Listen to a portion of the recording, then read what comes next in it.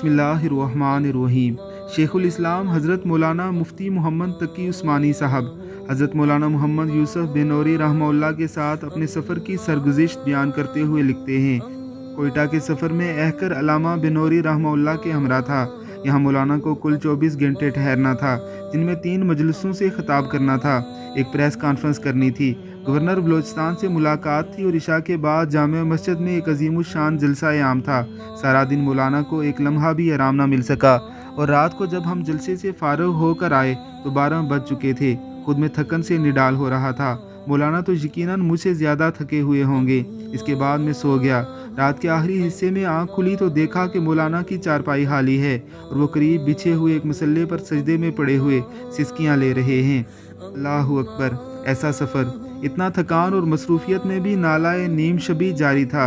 ये देखकर मुझे तो एक नदामत हुई कि मौलाना अपने ज़ौफ़, अलालत और सफ़र के बावजूद बेदार हैं और हम सेहतमंद और नौउमरी के बावजूद में हुए ख्वाब। और दूसरी तरफ ये इत्मीनान भी हुआ कि जिस तहरीक के कायद का रिश्ता ऐसे हंगामाए दारो गिर में भी अपने रब से इतना मुस्तहकम हो, वो इंशाअल्लाह नाकाम नहीं होगी। उस ज़माने में मुल्क भर में मौलाना का तूती बोल रहा था। अखबारात मौलाना की सरगर्मियों से भरे हुए होते थे और उनकी तकरीरें और बयानात शह सुर्खियों से शाया होती थी। चनाचा जब सुबह हुई तो मेज़बानों ने अखबारात का एक पलंदा लाकर मौलाना के सामने रख दिया।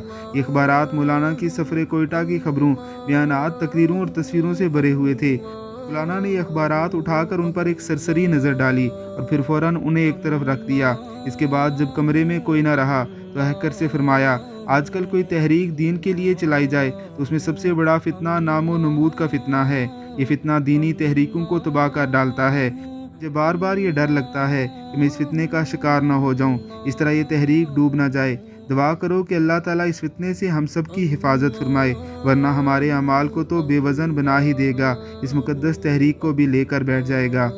बात फरमाते हुए मौलाना के चेहरे पर किसी तसन्नो तकल्लुफ़ के आसार न थे, बल्कि दिल की गहराइयों में पैदा होने वाली तशवीश नुमायाँ थी। रब्बुल इज़्ज़त की ज़ात हमें भी उनके रास्ते पर चलने की तौफ़ीक़ अता फ़रमाए। आमीन सुम आमीन।